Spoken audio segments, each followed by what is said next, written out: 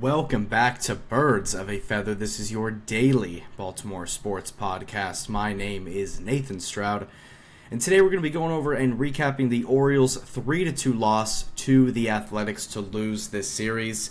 The Orioles lose this series 2-1 to the A's. Today was the rubber match game 3 of this series, where the Orioles, unfortunately, but very commonly, obviously, throughout this entire season, the Orioles lose this series 2-1 to the A's. They lose this game 3-2, and they choke this game away. To be honest with you, they completely choked this game away. They had the lead going into the ninth inning. Keegan Aiken gave up the lead, and then the Orioles couldn't get the walk-off or tie the game in the bottom of the ninth, and the Orioles lose this series. They won game 1 of the series. They lost yesterday 11-3 on Hall of Fame night, and then they lost today 3-2 to lose the series to the A's. Very embarrassing, very disappointing. But to be honest with you, that's the 2025 Orioles in a nutshell for you guys. Again, the offense today didn't really do anything again, just like it hasn't done anything in this series in general. The offense was completely dead. The pitching was very solid for most of the game up until the ninth inning, where Keegan Aiken gave it up because, again, we don't have a bullpen. We don't have a closer. Felix Bautista is out probably for the rest of the season. To just focus on 2026 and focus on getting his shoulder good to go and ready for 2026. So Keegan Aiken right now is our closer, and he hasn't necessarily done a great job at it so far completely. We gave up that game to the Cubs, and then today, obviously, he loses the game for the Orioles. Even though the offense did do great, they still were in position to win this game. But it really was just an unfortunate loss, but at the same time, just like yesterday, I mean, we've seen this so many times this year. Like, if these type of losses phases you at this point, then I don't really know what to tell you, man.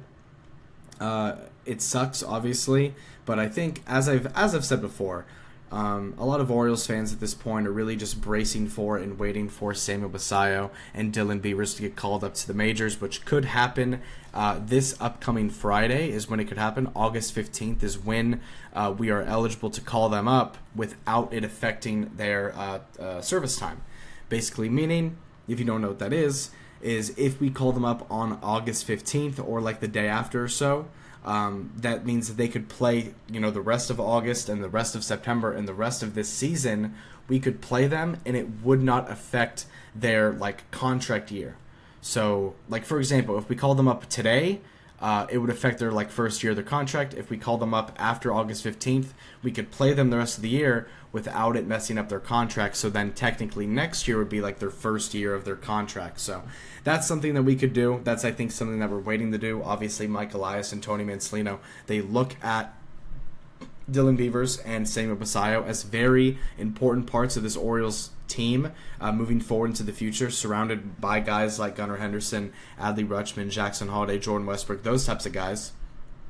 You look at the young core of this team. Obviously, you add in Basallo, you add in Beavers, and then you add in some other guys in our minor league affiliate teams and stuff like that. The Orioles obviously still have a super bright future. They just have to go into this offseason and make some big moves, especially on the starting pitching-wise standpoint of things. But let's just go over this Orioles game. So going over this Orioles and A's game, the Orioles lose this game 3-2 to the Athletics. The Athletics, are a team that have a lot of young hitters who love to put the ball in play, especially someone like Nick Kurtz, someone like Brent Rooker, Shea Langeliers, Max Muncy whenever he's healthy, all that stuff. But the Orioles lose this game, obviously 3-2. The Orioles' offense in this game only puts up 5 total hits, and they scored 2 runs off of those 5 hits. They went 1 for 9 with runners in scoring position and left 9 guys on base. So that was atrocious offense from the Orioles there. Jackson Holliday went 0 for 2 today, but he did get walked 3 times in this game. So Jackson Holliday was able to stay patient at the plate, was able to get walked 3 times today. So still an overall pretty good day for Jackson, getting on base 3 times, drawing 3 walks. You love to see it from him, and love to see it really from your leadoff hitter as well. Jordan Westbrook in this game was really one of the only main contributors of offense today because Jordan Westbrook went 1 for 5 with a solo home run that he hit back in the 5th inning. Jordan Westbrook got the scoring started for the Orioles today, had a solo home run, was the only home run hit in this game in general. But Jordan Westbrook got the scoring started early, or got the scoring started in the 5th inning for the Orioles because it was a very slow start to this game. Kind of was a pitching duel for most of it. But yeah, one thing about this Orioles game though is that the Orioles in this game actually got walked a total of 8 times in this game. So they got walked 8 times and they only had 5 hits. So they got on base quite a bit, but again, they just could not capitalize off of being on base like that. We've seen that so many times this year. But Jordan Westbrook, went 1 for 5 with the solo home run. Shout out to him. His home run numbers have been starting to go up. Obviously, we understand how big of a contributor Jordan Westbrook is to this team and also moving forward into the future. Gunnar Henderson in this game went 1 for 4. Adley Rutschman went 0 for 2, but he did have 2 walks. Ryan Mountcastle went 0 for 3 with a walk. Jeremiah Jackson went 1 for 3. Austin Jackson went 1 for 3 with a run scored. And then Greg Allen didn't get a hit. Jordan Adams didn't get a hit, but Kobe Mayo did not start today.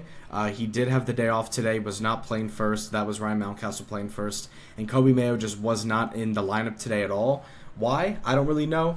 Maybe it wasn't matchup dependent. Who knows what's going through Tony Mancelino's mind when he does that? Because, again, guys like Kobe Mayo need to play every day. But he did end up playing today, and he actually came in clutch for the Orioles in the bottom of the 7th inning. Kobe Mayo in this game went 1 for 1 with an RBI. He had an RBI double in this game to bring Austin Jackson home. And then the Orioles at that time ended up leading 2-1 because the Orioles, they were winning 1-0. Then the Athletics tied it immediately 1-1. And then in the bottom of the 7th inning, Kobe Mayo put the Orioles ahead 2-1, and at the time that was the go-ahead run. And then in the top of the 9th inning, a couple of just bad things happened for the Orioles, and then Keegan Aiken ended up giving up the game, and also getting the loss in this game as well. But shout out to Kobe Mayo coming off the bench in a big way, getting a big RBI double. Shout out to him. As we know, Kobe Mayo is one of those players that we're continuing to watch throughout this season, someone who is the potential first baseman for the future, and he's been playing very well, obviously being a lot more comfortable with his at-bats, being a lot more patient and everything like that, having longer at-bats, not necessarily going down in the count super early and not like swinging too much out of the zone with Kobe Mayo. And then Dylan Carlson went 0 for 1 as well. He got put in as a pinch runner. But going over to the pitching in this game, I do want to give credit where credit is due and say shout out to Cade Povich. Cade Povich has struggled quite a bit this year. He's had some really good starts and he's had some really bad starts. There's really been no in between with him this year. But Cade Povich in this game goes out there and has an excellent game. Unfortunately, the Orioles don't get the win, but Cade Povich had an excellent game today, got through 6 innings of work, gave up 4 hits, 3 walks, and only 1 run across 6 innings. Also had 5 strikeouts, a 94 pitch count across 6 innings. His ERA now is below a 5 at a 4.95. So shout out to Cade Povich. Again, he is young. Have seen the improvements in his game. He has dealt with some injuries this year. He's been on the IL twice. Maybe that kind of affects some stuff as well with the way that he's playing. But Cade Povich with a pretty solid game, gives up only 1 run across 6 innings. You'll take that every day from your starting pitcher, but unfortunately, Keegan Aiken did give this game up. Yennier Cano came in, didn't give up a run. Enns came into the game, didn't give up a run. And then Keegan Aiken came into this game in the top of the 9th inning to go out there and get the save, and blew a save. And Keegan Aiken, 1 inning pitched. Obviously, he got through that inning, but 1 inning, gave up 2 hits, 2 runs, and a walk, and had 2 strikeouts as well. So Keegan Aiken did give up the game, did blow the lead. The Orioles were up 2-1 in the top of the 9th. Keegan Aiken gives up 2 runs. All of a sudden, the Orioles are losing 3-2 with 1 inning left and really 3 outs to go.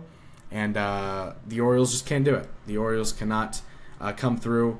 And still to this day, because I think it's relevant to say right now, August 10th, 2025, the Orioles are still the only team in Major League Baseball to not have a walk-off win this year. The Orioles had a chance to do it today. They had a chance to walk it off or tie the game, send it to extras, and then walk it off there. but unfortunately the Orioles could not do it. The Orioles still do not have a walk-off on the season, and to be honest with you, I don't even know if the Orioles are going to get a walk-off win this year, from the way that things have been looking this year, obviously. But the Orioles lose this game. Keegan Aiken gives this game up. The Orioles choke the game away.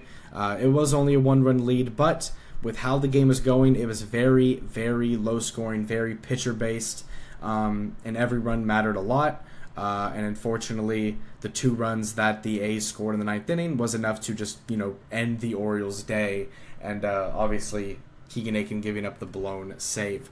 But the Orioles are 53-65 right now on the year. They are back to being 12 games below 500. Back home. Back to being at a comfortable spot where the Orioles have been all year, sitting in that 11 to 15 games below 500 range. The Orioles are right back there at 12 games below 500. And the Orioles lose this game 3-2. They also lose the series 2-1. The Orioles have a day off tomorrow, and then they're back at it again on Tuesday against a very, very hot Mariners team who's actually winning right now, 4-0 over the Rays. But we have a day off tomorrow, so we're still going to have an episode up tomorrow. I'm going to be talking about the Ravens tomorrow, but we'll be back again with Orioles content on Tuesday, talking about this Mariners and Orioles game. And game 1 of this series on Tuesday is going to be George Kirby versus Dean Kramer. 2 pitchers who have had very similar seasons. They have very similar ERAs, very similar whips. Dean Kramer has pitched quite a few more innings than George Kirby. But George Kirby, as we know, has been a very decorated pitcher over the past few years. Dean Kramer is having an okay year for the Orioles. And let's see if the Orioles can go out and do it and get a win. Right now, the records are literally complete opposite of each other. The Mariners are 65-53. The Orioles are 53-65. So if the Orioles can go out here and get a game 1 series, game 1 of the series, if they can go out there and get a win, we'll see what happens from there. Obviously, series wins and stuff like that doesn't really mean anything anymore, because obviously we know that the Orioles are not going to be making the playoffs. But obviously it is very nice to see your team win games and have happiness around the city of Baltimore. But again, the Orioles have a 3-game series against the Mariners Tuesday through Thursday, and then they have a 3-game series on the road in Houston this upcoming weekend. So tomorrow we'll be back at it again with another episode. Not Orioles content, but we will be going over some Ravens stuff. Looking forward to this upcoming game of preseason. And then Tuesday we'll have Orioles content once again. So again, as I've said multiple times before, with Ravens preseason happening this month, with Ravens season starting next month, and obviously with the baseball season happening for the next 2 months or so, it's going to be a lot of stuff. It's going to be very hectic, lots of Orioles, lots of Ravens content at the same time, on the same episodes, all that stuff.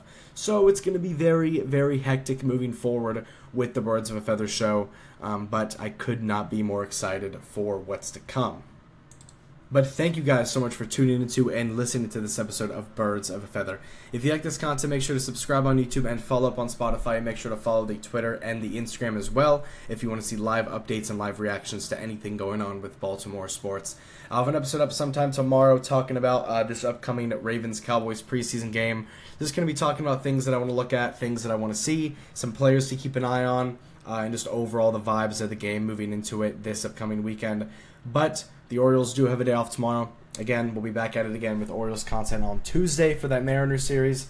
But, again, I know with the Orioles, I know some of y'all that are watching, the Orioles, the vibe with it is just very low. Obviously, the need to win games and the desire to win games isn't really there right now. But I will say, once Basayo and Beavers get called up, that is where I think a lot of enthusiasm is going to come back with the city of Baltimore and this team. Getting to watch 2 of your top prospects, or really your 2 top prospects on the Major League roster, seeing what they can do for the rest of the season, that is going to be very exciting. This is just kind of like the dry period where you have like Jeremiah Jackson and Greg Allen and guys like that out in the outfield. But we will have guys back soon. We do have guys coming back from injury soon. So things should be looking good to go for the Orioles for the rest of the year.